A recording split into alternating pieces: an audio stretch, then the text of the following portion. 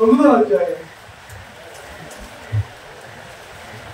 ప్రకటన గ్రంథం 9వ అధ్యాయం అంటే మనకి కొంచెం ఈ రోజున కొన్ని రాకడ వర్తమానాలు చెప్పడానికి దేవుడు ప్రేరేపించాడు. అంటే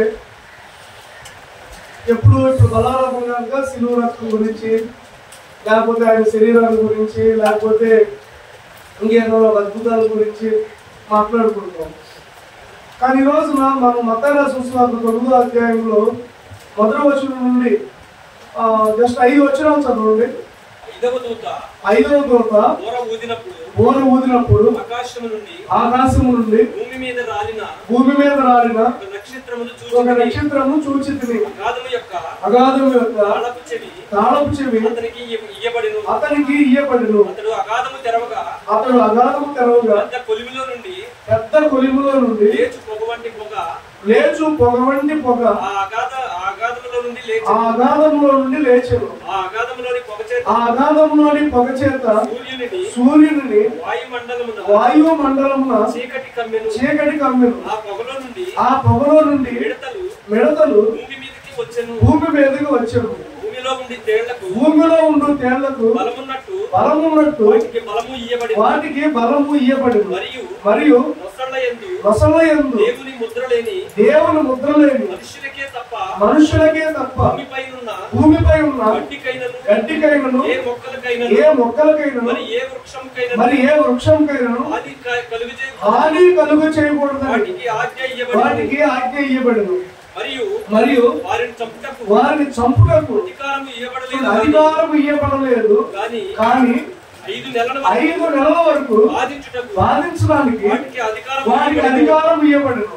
వాటి వల్ల కనుక బాధ నేను మనుషుని పుట్టినప్పుడు బాధ వలె ఉండును. చాలు, చిన్న ప్రార్థించాను. ప్రభువా, ఈరోజు నీవు ఆశ్చర్యపట్ల చేసినటువంటి కార్యాన్ని ఇప్పుడు మాట్లాడుతున్నాం. ఈ యొక్క వంశంలో ప్రభువా ఎవరైతే ప్రభు ఏం చేశారో సమస్తాన్ని బట్టి నీవు వారి పట్ల కార్యాలు జరిగించండి. ఇదో కొద్దిసేపు కానీ మొట్టమొదటి ఆదివారం నాడు బలారాధనలో ప్రభువా మేము ఉన్నాం. ఇదో దేవుని వాక్యాన్ని వారి జ్ఞాపకం చేసుకోవచ్చుగా నీ పరిశుద్ధాత్మ చేత మమ్మల్ని నింపండి. నీ సన్నిధి మాకు తోడుగా ఉంచమని యేసు నామములో ప్రార్థిస్తున్నాము తండ్రి. చూడండి, మీ అందరికీ కూడా ఒక హెచ్చరిక అనమాట. అదేంటంటే మనందరము ఎత్తబడిన తర్వాత జరిగేటటువంటి కొన్ని సంఘటనలు ప్రకటన గ్రంథం 4వ అధ్యాయంలో ఉంటాయి అన్నమాట. 7 బోర్లు అంటే ప్రకటన గ్రంథం అధ్యాయంలో నేను ఒకసారి చెప్పాను మీకు. 7 అనే సంఖ్య చాలా ప్రాముఖ్యం. 7 పాత్రలు, 7 బోర్లు, 7 ముద్రలు, 7 వ్యక్తులు, 7 దూతలు ఇట్లా ఉంటారన్నమాట. అయితే ఇక్కడ 7 బోర్లు ఊదుతూ ఉన్నారు. 7 కూడా దూతలు బోరలు ఊదుతున్నారు. హల్లెలూయా. ఒక్కొక్క దూత బోర ఊదినప్పుడు ఒక్కొక్క సంఘటన జరుగుతుంది. ఒక్కొక్క దూత అంటే మొదటి బోర ఊది బోర లేదు. నేను అనుకున్నాను ఎక్కడ బోర అంటే బోరండు చూపించడానికి, కానీ ఎక్కడ దొరకదు. అంటే బోర్ అంటే మనం మొన్న స్టేజ్ మీద కట్టిన బోర్లు అంటే బోర ఒక్కొక్క బోర ఊదినప్పుడు ఒక్కొక్క సంఘటన జరుగుతుంది. 7 బోర్లు కూడా బోర పడతాయి. చూడండి, మొట్టమొదటి బోర ఊదినప్పుడు ఆ మొట్టమొదటి 8వ అధ్యాయంలో ఉంటుంది అన్నమాట. 8వ అధ్యాయము 7వ వచనంలో ఉంటుంది. నేను చెప్పట్లేదు, చదవద్దు, నేను చెప్తాను. ముందే మీరు అవసరమైతే అక్కడ రాసుకోండి. మొట్టమొదటి బోర ఊదినప్పుడు భూమికి తీర్పు జరుగుతుంది. మొట్టమొదటి బోర ఊదినప్పుడు భూమి నాశనం అయిపోద్ది. భూమి మీద ఉన్నటువంటి మనుషులందరూ కూడా పర్యావరణ సంబంధమైన సమస్యలతో బాధపడుతూ ఉంటారు. భూమికి తీర్పు. మొట్టమొదటి బోర భూమికి తీర్పు. 2వ బోర ఊదినప్పుడు 8వ అధ్యాయం 8వ వచనంలో సముద్రానికి తీర్పు జరుగుతుంది. సముద్రానికి తీర్పు. సముద్రాలు ఎన్నైతే భూమి మీద ఉన్నాయో అన్నిటి మీద కూడా దేవుని ఉగ్రత, దేవుని తీర్పు వస్తుంది. సో సముద్రానికి తీర్పు 2వ బోర ఊదినప్పుడు. ఓకే, 3వ బోర ఊదినప్పుడు 8వ అధ్యాయము ఇప్పుడు కృష్ణా నది ఉంది, గోదావరి, యమునా నది, గంగా నది, ఈ నదులన్నీ ఉన్నాయి కదా, వాటికి తీర్పు జరుగుతుంది. భూమి మీద ఎన్ని నదులైతే ఉన్నాయో అన్ని నదులకి ఏం జరుగుతుంది? తీర్పు జరుగుతుంది. అదవుతుందండి. 4వ బూర ఊదినప్పుడు చూడండి, 12వ వచనం, 8వ అధ్యాయం 12వ వచనంలో అంతరిక్షానికి తీర్పు. అంతరిక్షం అంటే సూర్యుడు, చంద్రుడు, నక్షత్రాలు, పైన ఆకాశంలో ఎన్నైతే ఉన్నాయో వాటికి తీర్పు జరుగుతుంది. ఇప్పుడు మనం చదువుకున్నటువంటి 9వ అధ్యాయంలో 5వ బూర, 5వ బూర ఊదినప్పుడు మానవులకు తీర్పు జరుగుతుంది. తర్వాత 6వ బూర ఉంటుంది అనమాట. తర్వాత అది ఎప్పుడు ఉంటుంది? 6వ బూర చూడండి, 9వ అధ్యాయం 14వ వచనం ఉంటుంది. 6వ బూర ఊదినప్పుడు సాతానికి తీర్పు జరుగుతుంది. 7వ బూర ఊదినప్పుడు దేవుని రాజ్యం స్థాపించబడుతుంది. అనబోర దేవుని రాజ్యం ఊదినప్పుడు ఏం చేయబడుతుంది? దేవుని రాజ్యం అంటే 7వ బూర కంటే 6 బూరలు ఇచ్చాడు దేవుడు. 7 దూతలకు 7 బూరలు ఇచ్చేసాడు. ఎవరి పని అవుతే పాటలు పాడేవాడు పాటలు, చర్చి కడిగేవాడు చర్చి, ఊడ్చేవాళ్ళు ఊడడం, కుర్చీలు వేసేవాళ్ళు కుర్చీలు, తర్వాత ఆరాధన చేసేవాళ్ళు ఆరాధన. అలాగా వాక్యం ఉంటుంది కదా, అలాగే దేవుడు కూడా తన దూతలకి ఇచ్చేసాడు. ఈ బోర నువ్వు, ఈ బోర నువ్వు, ఈ బోర నువ్వు, ఈ బోర నువ్వు. 7 ఇచ్చాడు కదా బోర్లు. మిగతా దూతలు ఏమన్నారు ఇప్పుడు? గాబ్రియల్కి ఇస్తాడు. గాబ్రియల్ దూతున్నాడు కదా, మిఖాయిల్ దూతున్నాడు కదా, రఫాయేల్ దూతున్నాడు కదా. ఇక్కడ దూతల పేర్లు కూడా ఒక కామెంటేటర్ రాశాడు. నేను బైబిల్ క్లాస్ లో చెప్పాను, నా దూతల పేర్లు కూడా చెప్పాను. 7 దూతల పేర్లు కూడా చెప్పాను అనమాట. వాళ్ళ దూతల పేర్లు కూడా ఒక కామెంటేటర్ రాశాడు. దూతలు ఎంతమంది ఉంటారు? లెక్క పెట్టలేదు, కొన్ని కోట్ల మంది ఉన్నారు.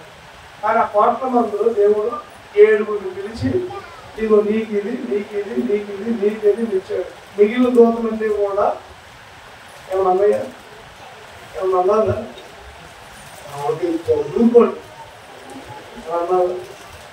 అంటే దేవుడు మనల్ని కూడా కొన్నిసార్లు కొన్నిటి కొరకు ఎన్నుకుంటాడు. కొన్నిసార్లు కొంతమంది చూస్తా కూర్చోడమే.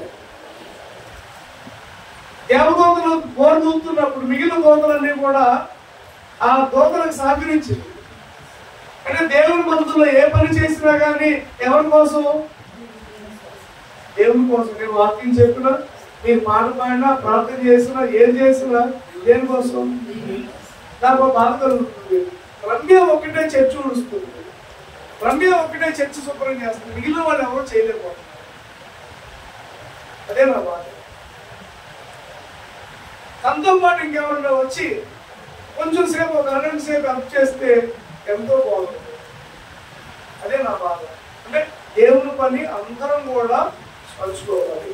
దేవుని స్తోత్రం. ప్రాణ దినాల్లో రమ్యాన్ని కూడా అనేక మంది నడిపించుంటారు, గొప్పగా నడిపించుంటారు, ఉన్నతంగా నడిపించుంటారు. మీరు అందరూ పాటలు పాడుతున్నారు, వాక్యం చదువుతున్నారు, అంతా బాగా ఉంది.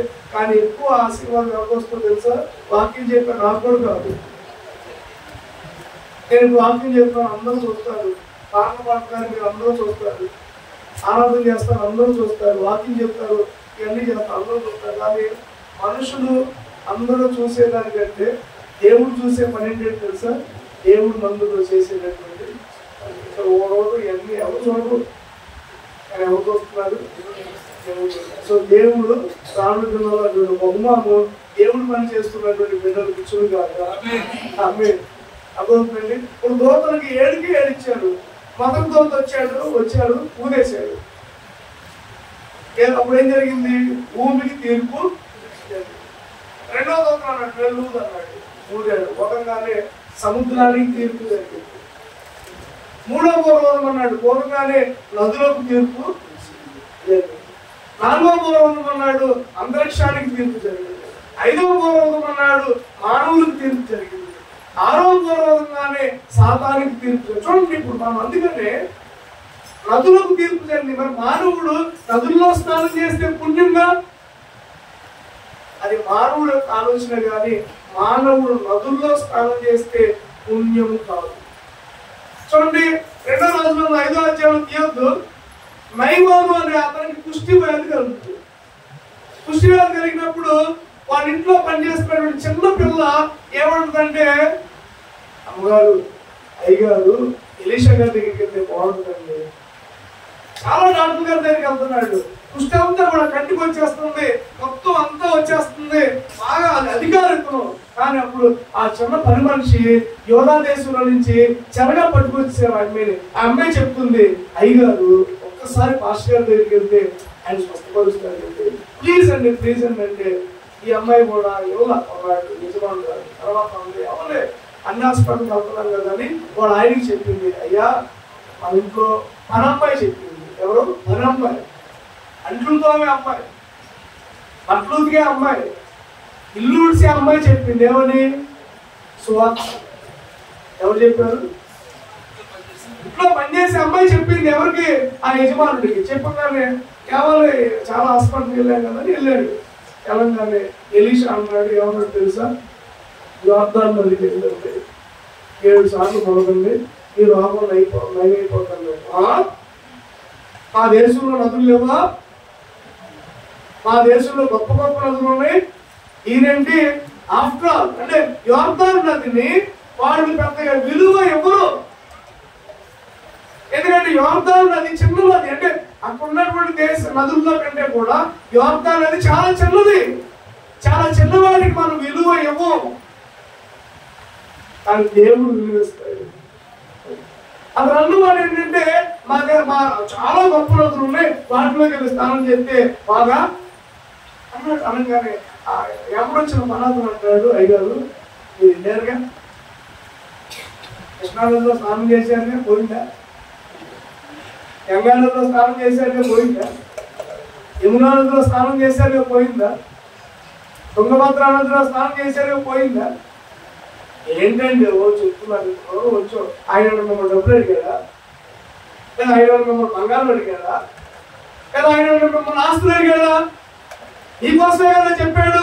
చూడండి, పని మనిషి చెప్పింది వార్త, అప్పుడు పరమని చెప్పాడు సువార్త. హల్లెలూయా. ఇంట్లో పనివాడిని దేవుడు వాడుకున్నాడు, అతనితో ఉన్నటువంటి ఒక పాలేని దేవుడు వాడుకున్నాడు. ఈ లోపల ఎవరు అయ్యో నా మాట ప్లీజ్ 7 సార్లు మునిగేయండి, వెళ్ళిపోదాం. మొత్తానికి 7 సార్లు మునిగాడు, దేవుడు స్వస్థత ఇచ్చాడు. దేవుడు నదులన్నిటి మీద కూడా దేవుడు తీర్పు రాబోతుంది. ఎందుకంటే మానవుడు నదులను పూజిస్తున్నాడు. మానవుడు పూజించాల్సింది నదులను కాదు, నదులను నిర్మించిన దేవాది దేవుడు చూసుకోవాలి. భూమిని తీర్పు తీర్చబోతున్నాడు. ఎందుకంటే మానవుడు ఎవరిని ఆరాధిస్తున్నారు? భూమిని. మనం భూమిని ఆరాధించకూడదు, భూమిని సృష్టించిన దేవుని ఆరాధించాలి. అందుకని భూమికి తీర్పు మొదటి పూర్వోదం కాదు, 2వ పూర్వోదంగానే సముద్రాలకు తీర్పు, 3వ పూర్వోదంగానే సముద్రం. మానవుడు ఆశ అంతా కూడా సముద్రం వైపు. సముద్ర కార్తీక మాసంలో సముద్ర స్నానం చేస్తే ఒక ఆశీర్వాదం. సముద్రాన్ని చూడటానికి వెళ్ళండి, పూజించడానికి కాదు. అందుకనే నేను ఏ సముద్రం దగ్గరికి వెళ్ళినా 2 చేతులు ఎత్తి, దేవా ఇంత గొప్ప సృష్టిని చేసావయ్యా, నీ స్తోత్రాలు అని చెప్పి దేవుడు సృష్టిస్తాను. దేవుడు నామాన్ని నోడుతాడు. కాబట్టి మానవుడు ఆలోచిస్తున్న సముద్రాలన్నీ తీర్పు జరుగుతుంది, భూమి తీర్పు జరుగుతుంది. తర్వాత 4వదిగా అంతరిక్షం. మానవుడు పొద్దున్న లేకంగానే ఆ సూర్యుడికి నమస్కారం చేస్తే మాకు పుణ్యం వస్తుంది. చంద్రుడికి నమస్కారం చేస్తే, నక్షత్రాలు నమస్కారం చేస్తే, కానీ ఆ సూర్యుడు నక్షత్రాలు ఏమైపోతుంది? తీర్పులు పొందుతుంది. ఎందుకంటే మానవులందరూ కూడా వాటిని తీర్పు చేస్తారు. ఇప్పుడు మానవుడికి వచ్చింది తీర్పు.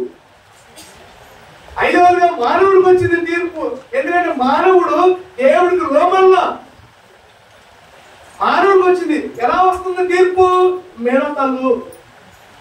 దేవుడు 150 రోజులు 5 నెలలు ఉంది. ఎన్ని నెలలు? కరోనా సెకండ్ వేవ్ కరెక్ట్గా ఎన్ని నెలలు వచ్చిందో చెప్పండి? 5 నెలలు. టప్ప లేచిపోయారు, ఒకళ్ళు పెట్రోల్ లేచిపోయారు. కరెక్ట్గా 5 నెలలు. సెంట్రల్ గవర్నమెంట్ వాళ్ళు కూడా చెప్పాడు 5 నెలలు చాలా భయంకరమైన బాధపడ్డారు. అంటే అది కరోనా ఈ తీర్పు అని అంటున్నారు, కానీ 5 నెలలు కూడా కరోనా రెండో వేవ్ ఎలాగైతే జరిగిందో ఇంకా కరోనాలో చాలా మంది చచ్చిపోయారు, కానీ ఇప్పుడు ఈ తీర్పులో చచ్చిపోరంట. మిడతలు వస్తున్నాయి చూడండి. నిర్గమాకాండంలో 10వ అధ్యాయంలో మిడతలు వచ్చాయి. ఒకసారి సింపుల్ గా చెప్తాను. ఆ మిడతలకు ఈ మిడతలకు తేడా ఏంటంటే, ఆ మిడతలు కూరగాయల్ని, కూర మొక్కల్ని, పంటల్ని నాశనం చేసింది.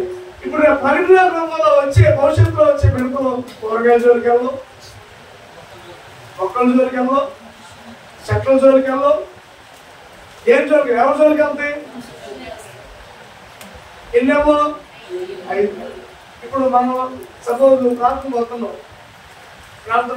ప్రార్థనకు వస్తుంటే నేను సపోజ్ మా అమ్మాయిని అంటా, ఏంటమ్మా ప్రార్థనలు వెళ్ళిపోతున్నావు ఏంటి అని అంటాను. సపోజ్ రేపు రోజులు దేవుడు నాకు వచ్చినప్పుడు మా అమ్మాయి ఎంత పడింది. ఇప్పుడు నేను ఏం చేయబడి తెలుసా, 150 రోజులు గడపంతో ముట్టించుకో. ఆ సమయంలో చచ్చిపోదామన్నా కానీ చాలా దూరం పడిపోతుంది. 150 రోజులు మామూలుగా ఉంటుంది. ఎలా ఉంటుందో తెలుసా చూడండి ఒకసారి. ఉదాహరణ ఒక చెట్టు ఏదైనా నాకు పుట్టిందనుకోండి, ఏదో ఒక పురుగు పుట్టిందనుకోండి, వంగడు పురుగు పాకింది మీద మధ్యాహ్నం వరకు కూడా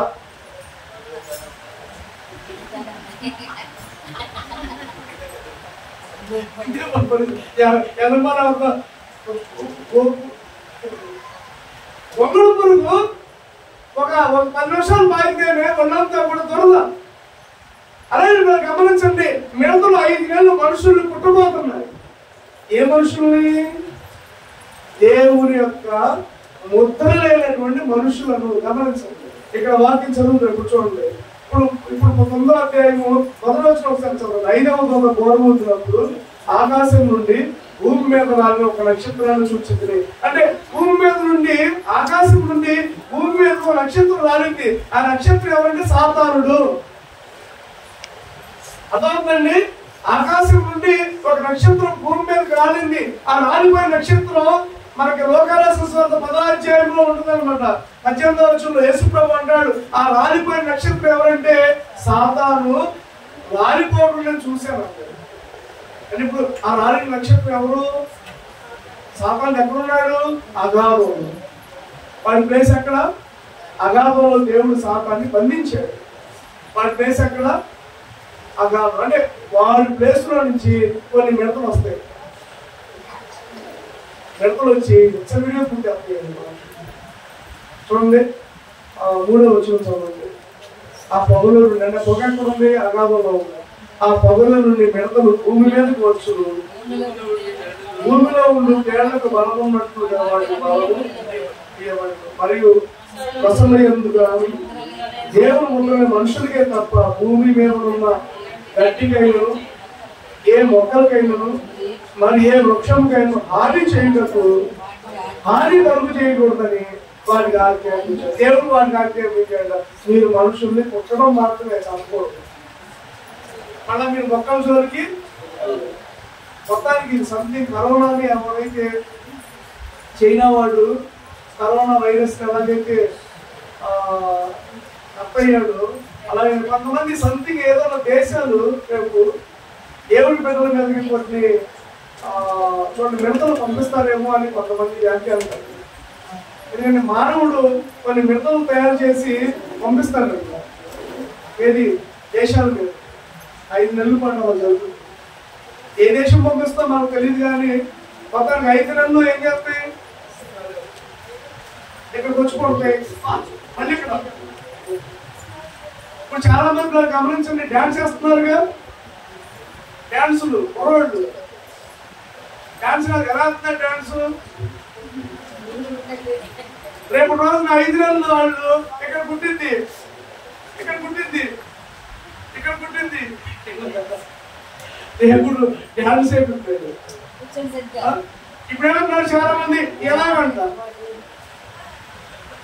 రేపు రోజున ఇక్కడ పుడితే ఈ మెడలు వచ్చేప్పుడు ఇప్పుడంతా చూడండి, ఆడెవడో సినిమాలో ఎలా అన్నాడని అరే బాబాయ్ ఇద్దరు చూడండి స్టైల్. ఇప్పుడు మన మధ్య అక్కడ కాలేజీ దగ్గర కుర్రోళ్ళు చూశాను, మనం సహజంగా క్రైస్తవం వదలాలనుకుంటాం కదా. లేకపోతే ఎలా బాబాయ్ బాగున్నా, ఫ్రెండ్స్ కనబెట్టడం ఏమవుతుందో, హాయ్ బాబా బాగున్నావా, బాబాయ్ బాగున్నా కొన్నాడు, అరే ఎలా ఉన్నావు, ఆడు కూడా బాగానే ఉన్నాను రా. రేపు పరిస్థితి చెప్పిన పుట్టేస్తుంది. భయంకరమైన తీర్పు ప్రజల మీదకి రాబోతుంది. కానీ మానవుడు అర్థం చేసుకోవాలి. కానీ దేవుని స్తోత్రం, మనం ఆ తీర్పులోనికి వెళ్ళాం. ఎందుకంటే ఆ తీర్పు రాకముందే మనం ప్రభుత్వం కూడా ఉంటాం. ఆ తీర్పు ఎవరికి వచ్చింది? విడవబడిన వారికి, వారు మనసు పొందనటువంటి వారికి, బాప్తిస్మం లేని వారికి, బాప్తిస్మాలు పొందనటువంటి వారికి. అంతేగాని క్రిస్మస్ కి చర్చికి వెళ్ళడం కాదు, జనవరి 1కి చర్చికి వెళ్ళడం కాదు, లేకపోతే ఎప్పుడో గుర్తున్నప్పుడు చర్చికి వెళ్ళడం కాదు. మారు మనసు పొందాలి, రక్షణ పొందాలి, ప్రభు మనలో పాలుభాగస్తులు. అలా మనం పొందేవనుకోండి ప్రభు మనం తీసేసుకుంటాడు. తీర్పు ఎవరికి వస్తుంది? గడవబడినటువంటి వారికి వచ్చింది. అందుకని దేవుని ముద్ర మన మీద ఉంది, ఉండాలి. మన మీద ఉంది అని నేను అంటలేదు, కానీ మన మీద ఉండాలి అని నేను అంటున్నాను. చూడండి, ఎవరికంటా ఇప్పుడు ఈ మిడతలు వచ్చి ఎవరిని కొడతాయి చెప్పండి?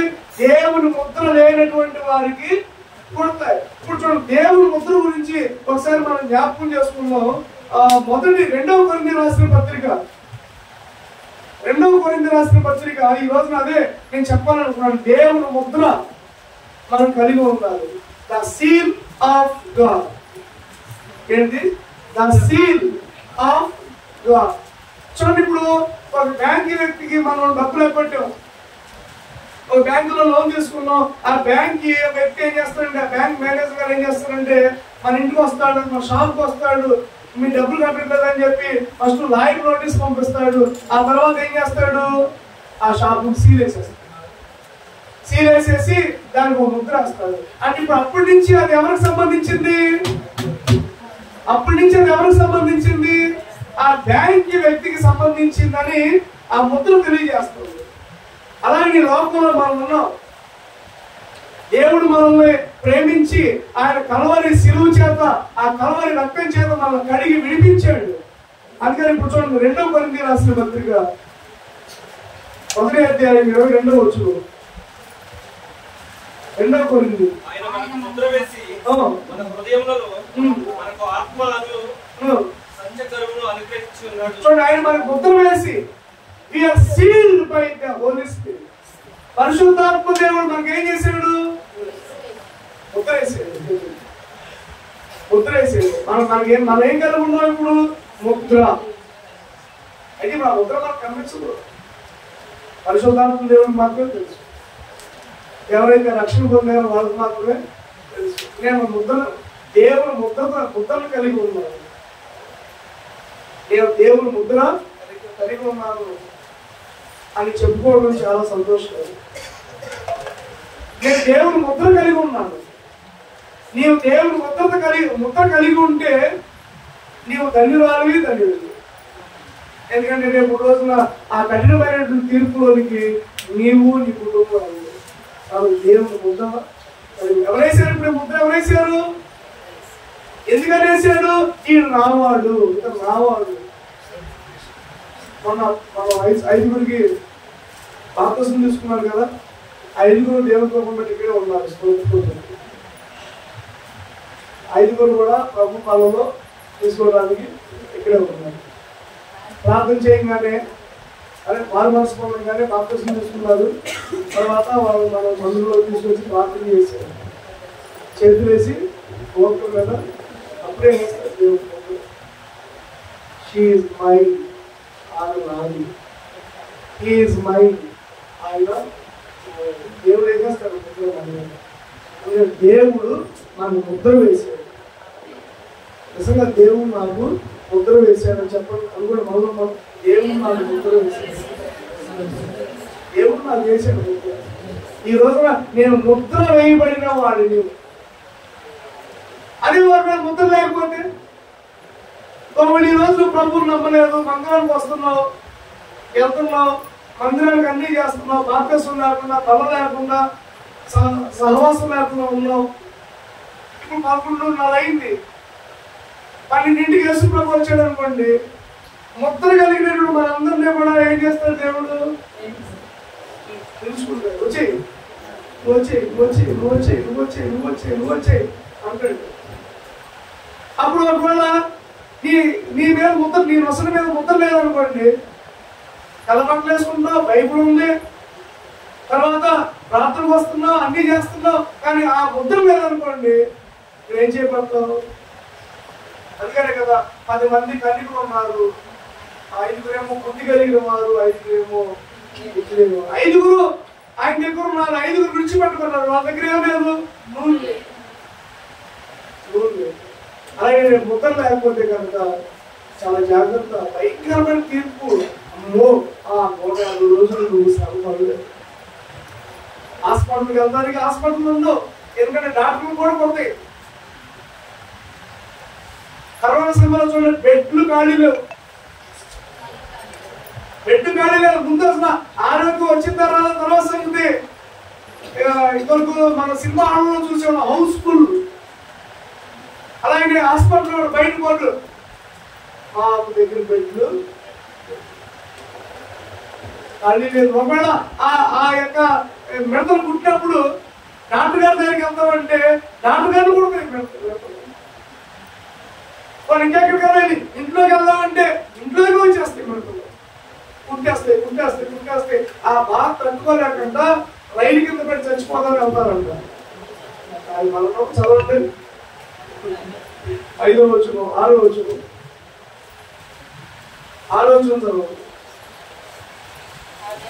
మనుషులు మరణంలో వెతుకుతూ కానీ అది వారికి దొరకనే దొరకదు. సావగలిగిన హాస్పిటల్ కానీ మరణం వారి యొద్ద నుండి పారిపోతుంది. చూడండి, వాళ్ళు అనుకుంటారంట ఈ యొక్క మిడతలు కుట్టించుకోలేక మనం వెళ్ళి ట్రైన్ కింద పడిపోదాం అనుకుంటారంట, కానీ మరణం రాదు. వాళ్ళు పెద్దకాల దగ్గరికి వెళ్ళిపోతారా, ఏలూరు కాలంలో దూకి చచ్చిపోతారు, అని దూకుతారు, కానీ చక్కగా తేలుతారు, మరణం రాదు. లేకపోతే ఏదైనా విషయం వేసేసుకుంటారు, కానీ ఒక మన గ్యాస్ టానిక్ తాగినట్టు ఉంది.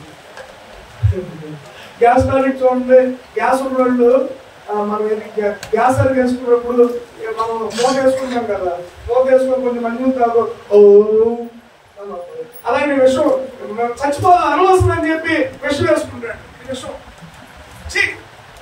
ఇదే తట్టుకోలేకపోతుందని చెప్పి ఇలాగ విషం వేసుకొని తాగేస్తాడు.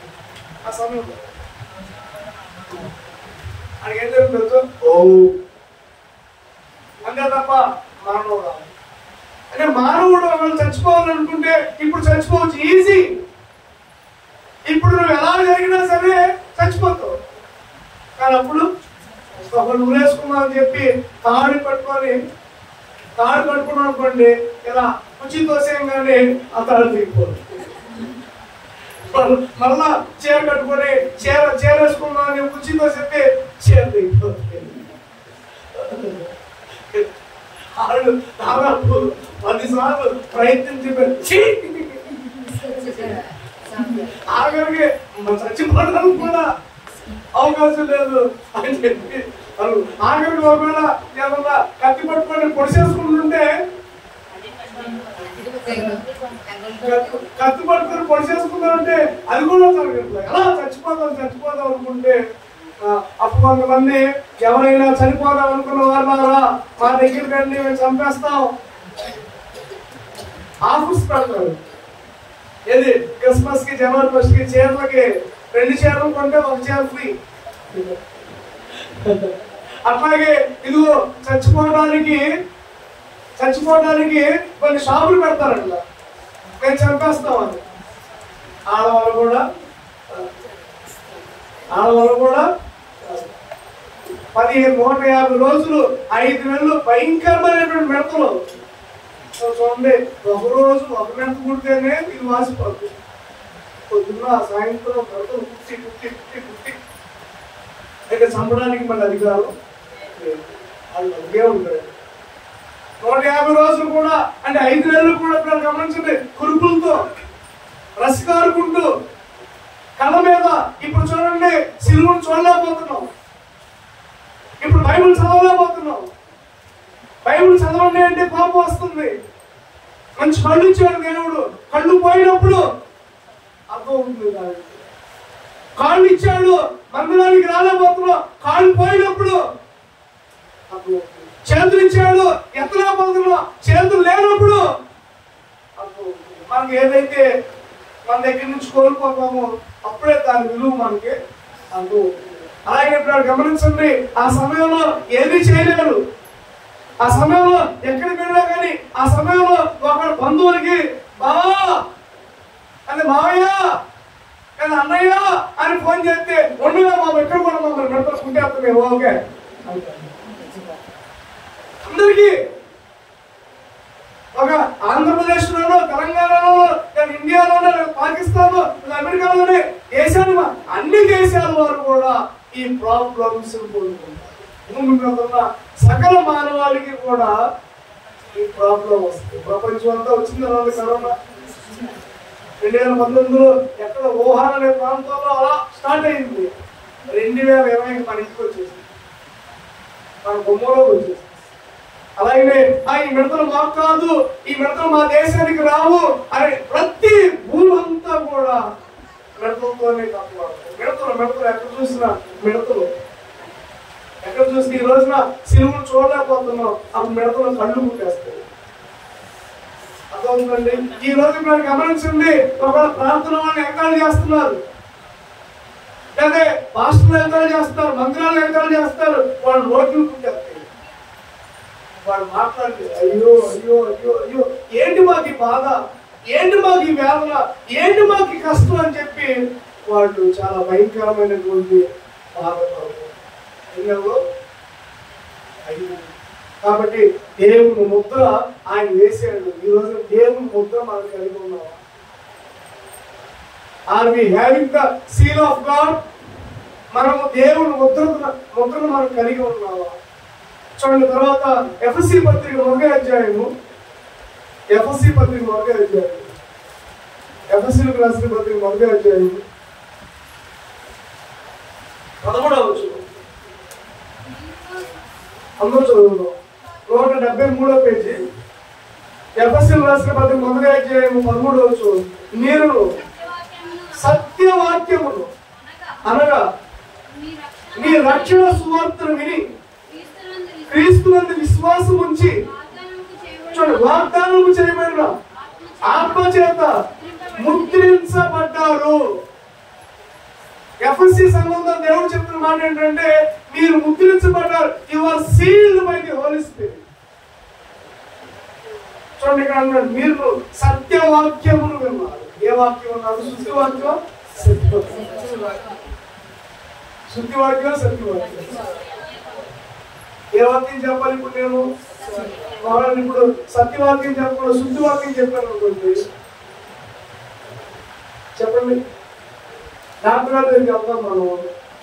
డాక్టర్ గారు మందు కూడా లేకుండా ఈ అమ్ముతారు కదా, ఏంటి మన 5 రూపాయలు ఉంటాయి, మందులు కూడా ఉంటాయి,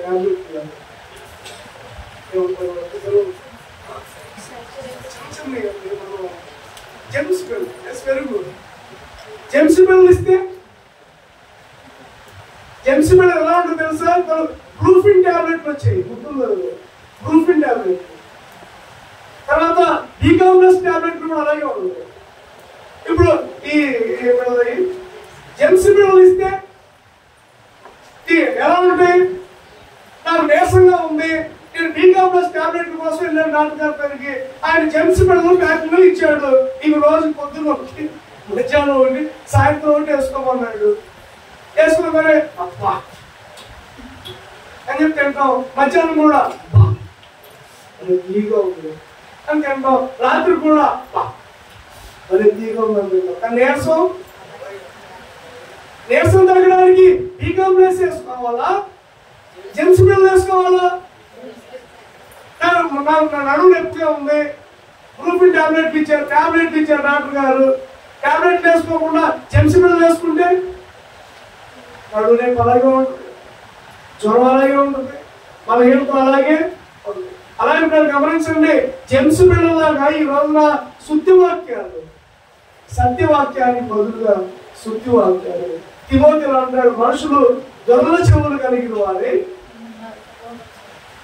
సర్వ ఉంది ఆ మాట, తిమోతిలోను.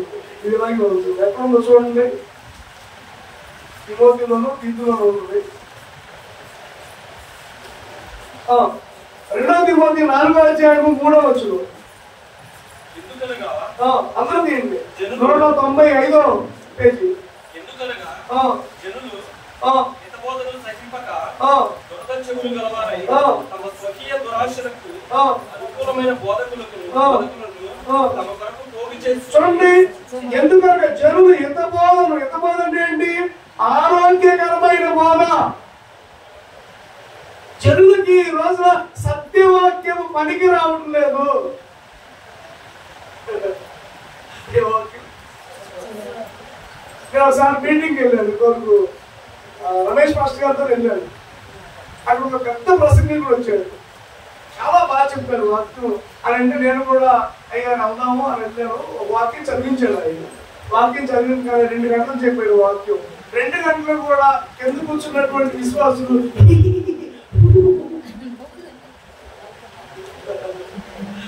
2 గంటలు కూడా ఎందుకు కూర్చున్నటువంటి వాళ్ళు నవ్వులు. అసలు అక్కడికి వచ్చినటువంటి వాళ్ళందరూ నవ్వారు.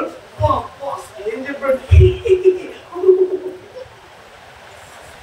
రేపు రోజున సరైన సత్యవాక్యం వెళ్ళారనుకోండి, అన్నాడు. రేపు రోజున మిడతల బాధ తక్కువ. అపోస్తలుడైన పేతురు 3000 మంది వచ్చారు. అపోస్తలుడైన పేతురు ఎక్కడ చూడు 3000 మంది నిలబడ్డారు. అపోస్తలుడైన పేతురు 3000 మందికి లభించే వాక్యము, కవ్వించే వాక్యము చెప్పలా. చచ్చిపోతారు మీరు ప్రభువుని నమ్ముకోండి. మీరు ప్రభువుని అంగీకరించండి, మారుమనసు పొందండి, రక్షణ పొందని చెప్పారు. 3000 మంది సత్యవాక్యాన్ని అంగీకరించారు. దేవుని స్తోత్రం కలుగుతుంది. కాబట్టి ఇక్కడ గమనించండి, మనం సత్యవాక్యాన్ని చదవండి. ఇప్పుడు ఎఫ్ఎస్సి పత్రిక చదవండి. మనుషులు ఎలాంటి వారంట? మనుషులకు ఎలాంటి మాటలు, ఎలాంటి వాక్యాలు కావాలి? మనుషులకి ఎలాంటి వాక్యం కావాలి? జంసిమేళలు కావాలి. ఎలాంటి? అయ్యా వాళ్ళు జంసిమేళలు అయితే రుచిగా ఉన్నాయి, కానీ ఈ కాంప్లెక్స్ పిల్లలు ఎలా ఉంది? బి కాంప్లెక్స్ పిల్లలు చేసుకున్నారు, చేదుగా ఉంది. కాకరకాయ కూర అంటే ఎవరికి ఇష్టం ఉండదు, కానీ కాకరకాయ కూర ఎంతో ఆరోగ్యం. కానీ ఏం కూర కావాలి? మటన్ కూర. సపోజ్ కొత్త అల్లుడు ఇంటికి వచ్చారు, ఇంటికి వెళ్తున్నారు. ఎలా ఏంట్రా బావా అక్కగారు ఇంకా లేచి పెట్టారంటే కాకరకాయ పులుసు అంటే అలా కాకరకాయ కూర ఎంత ఆరోగ్యం తెలుసా? నేను చెప్తాను చూడండి, డాక్టర్లు చెప్పిన మాట, మన నోటికి ఏదైతే రుచిగా ఉందనుకుంటామో అది చాలా మన శరీరానికి ప్రమాదం. అది ఏదైతే మన నోటికి చేదుగా ఉందో అది మన శరీరానికి ఆరోగ్యం. ఇది గుర్తుపెట్టుకుంటాం. మన నోటికి తీగా ఉందని తినేస్తాం, కానీ అది మన శరీరానికి ఆరోగ్యంలో తీసుకెళ్తాం. క్షమించండి, అనారోగ్యంలో తీసుకెళ్తాం. కానీ మన నోటికి ఏదైతే చేదుగా ఉంటుందో అది మన శరీరాన్ని ఆరోగ్యంలోనికి తీసుకెళ్తుంది.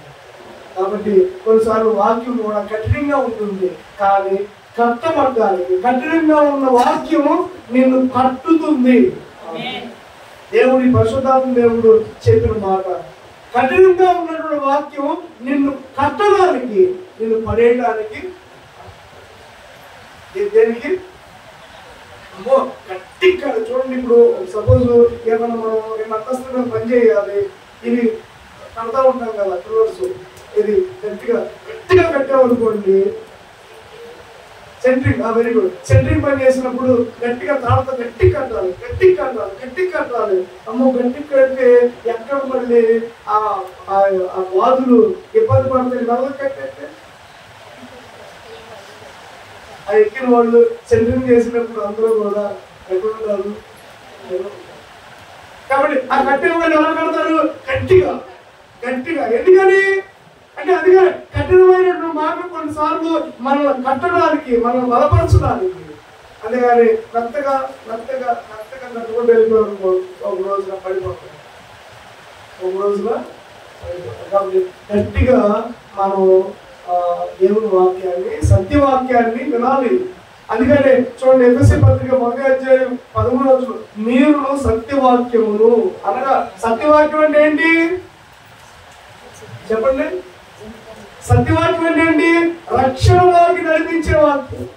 కాబట్టి సత్యవాక్యాన్ని అనగా మీ రక్షణ సువార్తను విన్నారు, మీరు సత్యవాక్యాన్ని విన్నారు, కాబట్టి మీరు ముద్రించబడ్డారు. మీరు సత్యవాక్యాన్ని విన్నారు కాబట్టి మీరు ముద్రించబడ్డారు. చూడండి ఏమంటున్నాడు? మీరు సత్యవాక్యముని విన్నారు, విని క్రీస్తునందు విశ్వాసం ఉంచి. ఎవరేంటండి మన విశ్వాసం? యేసునందా లేకపోతే మనుషులు ఏంటా? యేసునందా లేకపోతే డాక్టర్లు అందా? కానీ యేసునందా మెడిసిన్ అందా? యేసునందు విశ్వాసం ఉంచాలి. అప్పుడు అన్నాడు, యేసునందు విశ్వాసం ఉంచి వాగ్దానం చేయబడిన ఆత్మ చేత, అంటే పరిశుద్ధాత్మ చేత మీరు ముద్రించబడ్డారు. Sealed by the Holy Spirit. మనం ముద్రించబడ్డాం. హల్లెలూయా, దేవుని స్తోత్రం. కాబట్టి ఈ రోజు నీవు నేను ముద్రించబడ్డాం. కాబట్టి మిడతలు మన జోలికి రావు. ఎందుకంటే మనం ఏం చేయబడ్డాం? దేవుడి చేత ముద్రించబడ్డాం. ముద్రించబడిన వారు ఇంకా చాలా మంది ఉన్నారు ఈ లోకంలో, బోయలు మంది ఉన్నారు. మరి వాళ్ళ పరిస్థితి ఏంటి? ఈ రోజున ఆ ముద్ర లేనటువంటి వారు మనం ఎగతాళి చేయొచ్చు, ఆ ముద్ర లేని వాళ్ళు మనం ఏళన చేయొచ్చు, ఆ ముద్ర లేనటువంటి వాళ్ళు మనం నిందలపాలు చేయొచ్చు. కానీ రేపు రోజున ఆ భయంకరమైన తీర్పులోనికి వాళ్ళు వెళ్ళిపోతారండి. అర్థమవుతుందండి?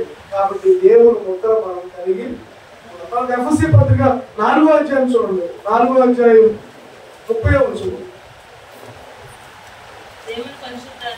Very good. దేవుని పరిశుద్ధాత్మను దుఃఖపరుచుకోండి, విమోచన దినం వరకు ఆయన యందు మీరు ముద్రించబడి ఉన్నారు. చూడండి, విమోచన దినం ఒక రోజున విడుదల పొందే దినం, ఒక రోజున విమోచన దినం అంటే ఎత్తబడే దినం. విమోచన దినం అంటే ఇక్కడ అర్థం ఏంటంటే ఎత్తబడే రోజు వరకు మనం ముద్రించబడతాం. Sealed up to rapture. Rapture వరకు పరిశుద్ధాత్మ దేవుడు మన మధ్యలో ఉండి మనం తీసుకుని వెళ్తాడు.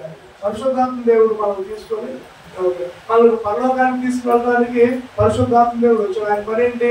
మనందరినీ కూడా పరలోకానికి తీసుకెళ్ళాలి. ఎలియాజరు చూడండి, పాత నిబంధనలో ఎలియాజరు చూడండి రిబ్కా కొరకు వెళ్తాడు. ఇస్సాకు యొక్క రాత్రి మనం జ్ఞాపకం చేసుకున్నాం. ఇస్సాకు ఏంటి? మన ఇస్సాకు మనం జ్ఞాపకం చేసుకున్నాం. ఇస్సాకు భార్య పేరు ఏంటి? రిబ్కాకి ఇస్సాకి వివాహం చేయడానికి ఎలియాజరు వెళ్ళాడు. ఎలియాజరు వెళ్ళి ఇస్సాకు ఎక్కడ ఉన్నాడు? అబ్రహాము దగ్గర ఉన్నాడు. చాలా జాగ్రత్తగా గమనించండి ఈ పోలిక. అబ్రహాము దగ్గర ఉన్నాడు. రిబ్కా ఎక్కడ ఉంది? లోపల ఉంది, అంటే తండ్రి దగ్గర ఉంది. బాగా లాభం దగ్గర ఉంది. ఇప్పుడు ఎలియాజరు వెళ్ళి ఏలియాకైతే రిబ్కాను సిద్ధపరిచి పెళ్లి కుమారుడు అయినటువంటి ఇస్సాకు దగ్గర తీసుకొచ్చాడు. అలాగే పరిశుద్ధాత్మ దేవుడు వచ్చాడు, మనల్ని సిద్ధపరుస్తున్నాడు రిబ్కా లాగా. రేపు రోజున ఒక దినం మన అందరినీ కూడా మధ్యాకాశంలో ఉన్నటువంటి యేసయ్య అనే ఇస్సాకు దగ్గరికి మనందరం కూడా వెళ్ళబోతున్నాం. పరిశుద్ధాత్మ దేవుడు మనందరినీ రెడీ చేస్తున్నాడు. కానీ అందుకని రెడీ చేసేవాళ్ళు ఉన్నారు. చూడండి, పనుల్లో కొంతమంది బద్దకస్తులు ఉంటారు. కానీ ఒకళ్ళు ఉంటారు, కానీ అయిపోయిందా పని అయిపోయిన చోటు పొద్దున లేచిన కాడి నుంచి మా మాస్టర్ గారికి నాకు ప్రతిరోజు అయిందా అయిందా అయిందా అయిందా అయిందా అయిందా అయిపోతుంది. మా అమ్మతో అయిందా, మా నాన్నతో అయినా. కానీ ఒక వ్యక్తి ఏం చేస్తాడు? వెరీ గుడ్, తరువుతాడు, సిద్ధపరుస్తాడు, రెడీ చేస్తాడు. అలాంటి పరిశుద్ధాత్మ దేవుడు మనల్ని రెడీ చేస్తాడు. They are preparing to meet our Lord Jesus Christ. మనందరం కూడా సిద్ధపడుతున్నాం మన ప్రభువుని కలుసుకోవడానికి. ఒక రోజున మన ప్రభువుని మనం కలుసుకోబోతున్నాం. ఆయన కింద ఉన్న వారి పరిస్థితి మిడతలు. ఒకవేళ ఆ కింద మిడతల బాధలో మీరు ఆనుంటే, ఆ కింద మిడతల బాధలో నీ అన్నుంటే, నీ అమ్ముంటే, నీ తమ్ముడు ఉంటే, నీ కొడుకే ఉంటే నీ కుమార్తె ఉంటే వాళ్ళ పరిస్థితి ఏంటి? అమ్మో, అది చాలా భయంకరమైనటువంటి రోజులు. అటువంటి రోజులు మన బిడ్డలకి మన వారికి దూరంగా ఉంటారు. అమ్మో, ఆ రోజుల్లో ఎవరేమంటారు? ప్రకటన చదివేటప్పుడు, ప్రకటన ధ్యానించేటప్పుడు నా కళ్ళమ్మట కన్నీళ్లు రాసుకోవడానికి ఉండలేదు. ఎందుకంటే అమ్మో, అవి భయంకరమైన దినాలు. ఆ దినాలకు వెళ్ళలేము. ఆ దినాలు ఈ రోజు ఇది కృపాగడియ, కృపాకాలం. ఒకళ్ళు వచ్చారుగైనా, దొంగలైనా, దోపులైనా ప్రభు దగ్గరికి వచ్చి పశ్చాత్తాపడి మారు మనసు పొందే దేవుడు నిన్ను రక్షిస్తాడు, దేవుడు నిన్ను విడిపిస్తాడు, దేవుడు నిన్ను విమోచిస్తాడు. కానీ ఆ దినాల్లో రొమ్ము కొట్టుకున్నా కానీ పర్లేదు, ఆ దినాలు ఏడ్చినా కానీ పర్లేదు. మందిరాలు కూడా ఆ దినాలు ఉండవు మందిరాలు. ఆ దినాల్లో పాస్టర్ గారు ఉండరు. ఆ దినాల్లో వాక్యం ఉంది. ఈరోజు వాక్యం ఉంది, రేపు రోజున వాక్యం లేని దినాలు రాబోతున్నాయి. వాక్యం కూడా మనకు దొరకనటువంటి దినాలు వస్తాయని ఆమోస్ గ్రంథంలో చెప్తాడు. ఆమోస్ వాక్యానికి మీరు కరువు అయిపోతుంది వాక్యం. కానీ ఈరోజు వాక్యం దొరుకుతుంది, వాక్యం చదువు. మందిరాలు ఉన్నాయి, మందిరాలకు వెళ్తాం. పాటలు పాడుకోవచ్చు, కానీ పాడుకోవచ్చు. ఆరాధన చేసుకోవచ్చు, ఆరాధన చేయాలి. అంత అవకాశాలు దేవుడు ఇప్పుడు ఇచ్చాడు. ఒక్క క్షణం ఆయన రాకడ వస్తే ఈ అవకాశం ఎవరికి ఉంది? ఈ అవకాశం ఎవరికి ఉంది? కాబట్టి ఒక బహు భయంకరమైన దినాలు ఇప్పుడు వచ్చేయండి. ప్రకటన గ్రంథానికి వచ్చేయండి. చూడండి, ఆలోచన. ఆ దినంలో మనుషులు మరణం ఎదుగుతారు కానీ అది వారికి దొరకనే దొరకదు. చావాలని ఆశపడుతురు కానీ మరణం వారి నుండి పారిపోదు. చూడండి, ఇప్పుడు 7వ వచనం చదువు. ఆ మిడతలు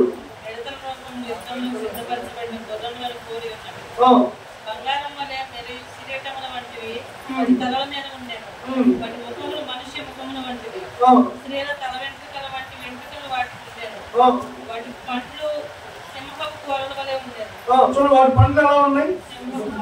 సింహం అక్కడ పొరిగితే బ్రతకగలనా? కుక్క కలిస్తేనే చాలా బాధ, సింహం కలిస్తే ఇంకా ఉంటుంది. కానీ వీటి యొక్క ఆ మిడతల యొక్క పండ్లు ఎలా ఉన్నాయి? సింహం పళ్ళు రాదు. తర్వాత చదవండి, ఇనుప మైమరుపులు వంటి మైమరుపులు వాటికి ఉండేది. వాటి రెక్కల ధ్వని యుద్ధములకు పరిగెత్తు.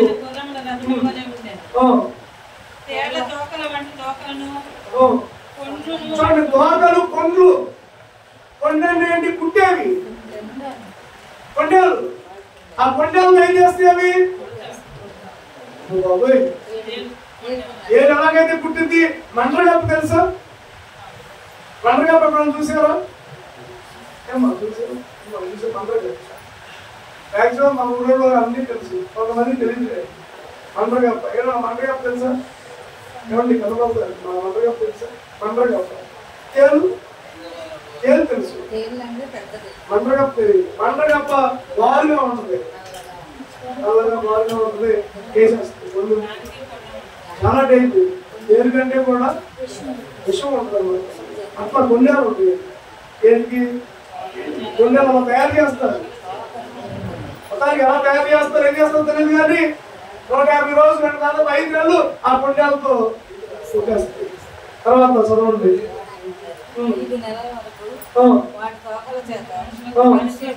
చూడండి, 7వ చూడండి, 5 నెలల వరకు వాటి తోకల చేత మనుషులకు హాని చేయడానికి వాటికి అధికారం ఉండదు. పాతాళపు దూత వాటి పైన రాజుగా ఉన్నాడు. హెబ్రీ భాషలో వారికి అపోల్లోని అని పేరు, గ్రీకు భాషలో వారి పేరు అపోల్లోని, అంటే నాశనము చేయువాడు. చూడండి, ఇక్కడ జరుగుతున్నటువంటి ఒక విషయం ఏంటంటే, పాతాళపు దూత వాటికి రాజుగా ఉన్నాడు. ఎవరండి రాజు? అంటే ఆ మిడతలకు ఒక యజమానుడు ఉంటాడు.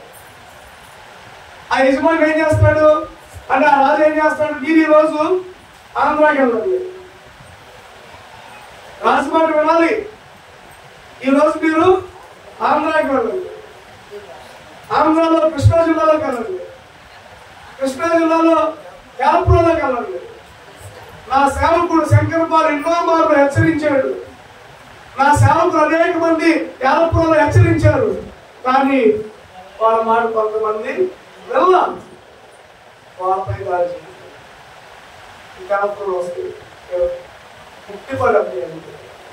ఏం చేస్తే ఒకవేళ ఆ యాలపురంలో ఉండేటప్పుడు మన బంధువులు ఉంటే, మన సహోదరులు ఉంటే, విజయలక్ష్మి గారు సుధాకర్ ఉండి ఉంటే,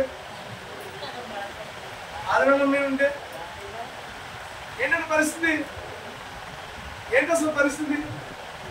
అందుకనే వాళ్ళు కూడా దేవుని ముద్ర వేయకూడదు కాదు, దేవుని ముద్ర వారి మీద కూడా ఉండాలి.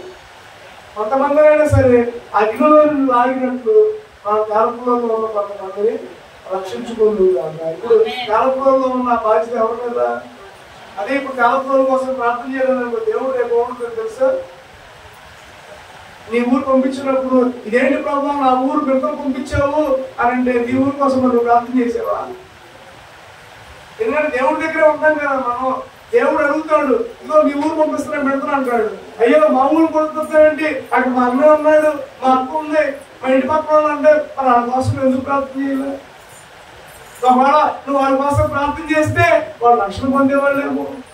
కాబట్టి రక్షించబడినటువంటి మనకి కూడా ఒక అంటే నరకానికి పంపే తీర్పు కాదు, కానీ ఒక హెచ్చరికతో కూడిన తీర్పు ఉంటుంది.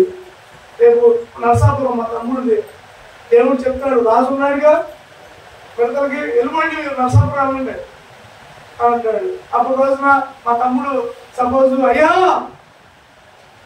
అక్కడ పంపించొద్దు, మా రక్త సంబంధికులు ఉన్నారంటే మనం ప్రార్థన చేసేవా? అంటే ఎగ్జాంపుల్ చెప్తుంది, అర్థమవుతుందండి. ఏరవాళ్ళు పంపిస్తాడు, ఏరవాళ్ళు పంపించినప్పుడు నాని గారు బుజ్జి గారు అక్కడ ఉంటారు. అయ్యా అక్కడ పంపించొద్దు, ఆ బాబాయ్ ఉన్నారు కోసం ఎందుకు ప్రార్థన చేయాలి? నీ ఎంతసేపు నీ పొట్ట కోసమే నువ్వు చేసుకున్నావు, ఎంతసేపు నీ ఇంటి కోసమే నువ్వు చేసుకున్నావు, ఎంతసేపు నన్ను నన్ను నన్ను నన్ను నన్ను అని చేసుకున్నావు, కానీ వాళ్ళ కోసం ఎందుకు చేయలేదు అని దేవుడే మరి అదొకండి. సుజాత మీ కుటుంబం కోసం మీరు కన్నీరు కాల్చి ప్రార్థన చేయాలి. ఎందుకంటే రేపు రోజున మీ అన్నయ్య ఒకవేళ మెట్రో పాస్ అయితే ఆయన పక్కన సంబంధం ఏం చేయాలి? ప్రార్థనే మా జీవితంలో సంతోషాన్ని 12 కూడా వెళ్తే. అందుకంటే ప్రతి చోట దేవుడు తన సేవకులు పెట్టాడు. ఆమె దేవుడు స్తోత్రం కలుగుతారు. దేవుడితో రాణి గారిని పెట్టాడు. ఎందుకని? ఎస్తేర్ ఏం చేసింది? ఆ పర్షియా దేశంలో ఉన్న తన వారందరినీ కూడా ఏం చేసింది? రక్షించుకుంది. రాహాబు ఏం చేసింది? తన వారందరినీ కూడా రక్షించుకుంది. లోతు ఏం చేశాడు? తన పిల్లలను తన భార్యని బయటికి తీసుకొచ్చేసాడు. అలాగే మనల్ని రక్షించడానికి నన్ను ఇక్కడ ఒక దోతగా పెట్టాడు, మిమ్మల్ని మీ ఇంట్లో ఒక దోతగా పెట్టాడు, మిమ్మల్ని మీ ఊర్లో ఒక దోతగా, మిమ్మల్ని మీ ఊర్లో ఒక దోతగా, మీ వాళ్ళ దగ్గర ఒక వెలుగుగా దేవుడు పెట్టాడు. లేకపోతే నేను కఠినమైనటువంటి ఆ తీర్పులు మన వాళ్ళందరూ కూడా వెళ్ళిపోతానండి. కాబట్టి మనం ఏం చేయాలి? ప్రార్థన చేసి సందర్భంలో కొంతమంది అయినా సరే రాత్రి దేవుడు వాక్యాన్ని జ్ఞాపకం చేసుకున్నాం. ఏంటది? ఇస్సాకు ఆ అర్పణ కోసం అబ్రహాం తీసుకెళ్ళినప్పుడు ఒక పొట్టేలు అక్కడ ముళ్ళ కంచులు ఇరుక్కుపోయి ఉంది. అలాగే అలా ముళ్ళ కంచులు ఇరుక్కుపోయినటువంటి వారు మన ఊళ్ళో మన వాళ్ళు చాలా మంది ఉన్నారు. వాళ్ళందరినీ మనం దేవుడు మందిరానికి తీస్తున్నాం. లేకపోతే ఆ మిడతల బాధ్యత మనకి చాలా జాగ్రత్తగా ఉండాలి. 5 నెలలు ఒక భయంకరమైన తీర్పు జరగబోతుంది. కాబట్టి ఈ రోజున 5వ ఘోర కోసం మనం జ్ఞాపకం చేసుకుందాం. కొత్తగా ఒక రోజున 5వ ఘోర ఓదుతూ ఉందో మనం వింటాం. ఎక్కడున్నాం? మనం పరలోకంలో ఉంటాం. ఆ పరలోకంలో ఆశ్చర్యపోతాం. మొట్టమొదటి ఘోర ఊదు పడుతుంది అని ఊరుతారు. ఘోరంగానే అయ్యో భూమి నాశనం అయిపోతుంది. 2వ ఘోర ఓదంగానే సముద్రాలు నాశనం అయిపోతాయి. 3వ ఘోర ఓదంగానే నదులన్నీ నాశనం. 4వ ఘోర ఓదంగానే అంతరిక్షాలన్నీ కూడా నాశనం. 5వ ఘోర ఓదంగానే మానవులందరూ కూడా ఆరోగ్యబోధన సాధారణ తీర్పు. అప్పుడు 7వ కోర ఓదబడుతుంది. అప్పుడు దేవుని రాజ్యం స్థాపించబడుతుంది. 7వ కోర ఉండినప్పుడు దేవుని రాజ్యం స్థాపించబడుతుంది. అప్పుడు ఆ రాజ్యంలో మనందరం కూడా నిత్యం కూడా ఉండగలుగుతుంది. నిత్యమైనటువంటి కనాను దేశంలోకి మనం వెళ్ళగలుగుతున్నాం. అదంతా కూడా మనం చేయాలంటే కొంతమంది మారు మనసు పొందాలి, రక్షణ పొందాలి, బాప్తిసం పొందాలి. ఆ తర్వాత పరిశుద్ధాత్మ అనుభవంలోకి వెళ్ళాలి. ఆయన ముద్ర మన మీద, ఆయన ముద్ర ఉన్న వాళ్ళు మాత్రమే కదా మరి ఇది ఆయన మనలో ఎవరు పడితే వాళ్ళకి ఇస్తావా? రాజులు వచ్చినా, అధికారులు వచ్చినా, సిబ్బంది వచ్చినా వారికి మారు పొంది తీసుకోండి, బాప్తిసం పొందితే తీసుకోండి. అందుకని దీనికి ఒక సిస్టమ్ ఉంటుంది. ఎవరు పడితే వాళ్ళకి ఎలా పడితే వాళ్ళ అది మనం తీసుకోవాలి. దీనికి ఒక సిస్టమ్ ఉంటుంది. ఎందుకంటే దేవుని ముద్ర మన మీద ఉంది. అందుకని ఈ రోజున మనం బాగా తీసుకుంటున్నాం. మన ముద్ర లేని వారి కోసం చిన్న ప్రార్థించారు. మన మధ్య ఎవరున్నారు ముద్ర లేని వారు? దివ్య ఉంది, ఇక రక్షణ పొందారు. అంటే ఇప్పుడు మనం ఉన్నాం సార్, మనం ఒకసారి ఆలోచిస్తే మన మధ్యలో దివ్య ఉంది. దివ్య ఇంకా మారు మనసు పొందదా, బాప్తిసం పొందదా, ఆశ్రయ పెద్దదైంది. ఆశ్రయం నుంచి రక్షణ అనుభవానికి వచ్చును కాదు. తర్వాత మన పెద్దమ్మ చాలా పెద్దమ్మ ఇంకా మారు మనసు పొందదా. అంటే ఇప్పుడు మన మధ్యలో ఎంతమంది ఉన్నారు రక్షణ లేని వారు? అంటే పిల్లలు కాదు, దివ్య పెద్దమ్మ. తర్వాత విశ్వాసం ఆశ్రయం ఇంకా కొన్ని సమయం ఉంది. చిన్నపిల్లలు సమయాలు ధన్య వాళ్ళు కూడా చిన్నపిల్లలు కాబట్టి వాళ్ళ చిన్నపిల్లల్ని ఎక్కడో చేరుతాం. ఇప్పుడు ఉన్న పెద్దవాళ్ళలో దివ్య శాంతి పెద్దమ్మ కోసం ప్రార్థించారు. ఎవరి కోసం మనం ప్రార్థన చేయాలి. తర్వాత ఇంకోటి, మీ ఇంట్లో ఉన్న వారి కోసం మీరు ప్రార్థన చేసుకోవాలి. మీ భర్త కోసం మీరు చేయాలి, మీ సహోదరు కోసం నువ్వు చేయాలి. అర్థమవుతుందండి? మీ చెల్లి గారి కుటుంబం కోసం మీరు చేయాలి. అలా మన కుటుంబాల కోసం, మన గ్రామం కోసం, ఇక్కడ ఉన్నటువంటి మందులో ఉన్న దివ్యాల కోసం, శాంతి పెద్దమ్మ కోసం మనం ప్రార్థించాలి. ఎందుకంటే మనం ప్రార్థన చేయలేదు అనుకోండి, రేపు రోజున దేవుడు నేను మనల్ని అడుగుతాడు. నువ్వు చెప్పావు, నేను నన్నే అడుగుతాడు. ఈ రోజంతా కూడా నేను మధ్య నుంచి ప్రార్థన చేయాలి మీ అందరి కోసం, మరి వాక్యం కోసం. రేపు రోజు నేను చేయలేదు అనుకోండి, ఏమవుతుంది పరిస్థితి? నువ్వు చెప్పావు ఆ ప్రార్థన నన్ను అడుగుపెట్టుకొని వారం అంతా కూడా ప్రార్థన చేయండి. దేనికోసం? మా వాళ్ళందరూ నీతో ముద్రించబడాలి, నీ వాక్యం చేత ముద్రించబడాలి. చేత మీ వారం అంతా మళ్ళా వచ్చే ఆదివారం దేవుడిచ్చే మెసేజ్ వరకు గుర్తుపెట్టుకోండి. దేవుని ముద్ర గురించి చెప్పాను ఈరోజు. కాబట్టి ఈ వారం అంతా దేనికోసం ప్రార్థన చేద్దాం? బుధవారం కూడా గుర్తు చేయండి, మర్చిపోతే గుర్తు చేయండి. ఎగరు దేవుని ముద్ర కోసం ప్రార్థన చేయండి. కడుపులో పంపులండి, కడుపులో కోసం ప్రార్థన చేయండి. అయ్యారు ఒక పని చేయండి, ఫోన్గా మాట్లాడుకుంటాంగా. ఏంటి కిషోర్ గారు ఎట్టుకున్నారు అడగండి. అయ్యగారు ఉన్నారండి, బాగున్నారు, అన్నం ఉన్నారు, ఫోన్ చేశారు కాదు. అయ్యగారు మా ఊళ్ళో ముద్ర కోసం ప్రార్థన అలా మాట్లాడుకున్నాం. వాళ్ళు కలిసారు అనుకోండి, మన పిల్లలు బుధవారం కలుస్తాం, శనివారం కలుస్తాం. అమ్మా ముద్ర కోసం ప్రార్థించారు. మా అన్నయ్య ముద్ర కోసం అలా మనందరం కూడా కలుసుకున్నాం అనుకోండి. అలా అనుకున్నాం అనుకోండి, ఈ వారం అంతా ఏముంటుంది? సతీష్ కూడా ఇంకా ముద్రించబడాలి. లేకపోతే రేపు ఏమవుతుంది పరిస్థితి? అమ్మో ఆ భయంకరమైన మిడతలో ఒకవేళ సతీష్ ను పుడితే, ఇప్పుడు సతీష్ సపోజ్ అంటే ఎగ్జాంపుల్ అంటున్నా, సతీష్ వంట చేసినప్పుడు నూనె పెడుతుంది అనుకోండి, పద్మాగారు ఎలా ఉంటాయి? ఆ పద్మాగారు ఎలా ఉంటుందా? చదువు అంటే మనకు అనుకూలం కాదు. సపోజ్ మా అబ్బాయి మీద విశ్వాసం మీద సపోజ్ నూనె పడింది, అమ్మగారు బండి కూడా నిజంగా అరుగుడే మారు మనసు పొందడానికి. బండి మీద నూనె పడింది, బండి అంటే నూనెకే మనం నూనె తగ్గిపోతుంది 2 రోజులు. కానీ నూనెకే మనం అంత బాధపడితే మరి నేను మిడతలు కొడితే ఆ నిత్య నరకాగ్నిలో మనం ఉంటే అమ్మో మనం చూడలేం, మనం పట్టుకోలేం. అందుకని అక్కడ మనం అరిచే బదులు, అక్కడ మనం ఉండే బదులు ఇక్కడే మనం ప్రార్థన చేయాలి. అయ్యా మా బిడ్డలు నువ్వు రక్షించు, మా కుటుంబాన్ని నువ్వు రక్షించు, ఈ కృప మా మీద మా బిడ్డల మీద ఉంచాయి అని ప్రార్థన చేస్తే దేవుడు ముద్ర నీ కుటుంబం మీద దేవుడు వేసుడు కాదు, ఆయన ముద్రించుడు కాక. ఈ రోజున పరిశుద్ధాత్మతో మనం ముద్రించబడుతుంది కాక. ప్రార్థన చేసుకున్న తల్లో వచ్చింది అనుభవ ప్రార్థనలు నేర్పిస్తారు. ప్రార్థన చేసుకోండి, ప్రార్థన చేసుకోండి, చేసుకోండి సంఘంలో ఉన్నటువంటి బిడ్డలు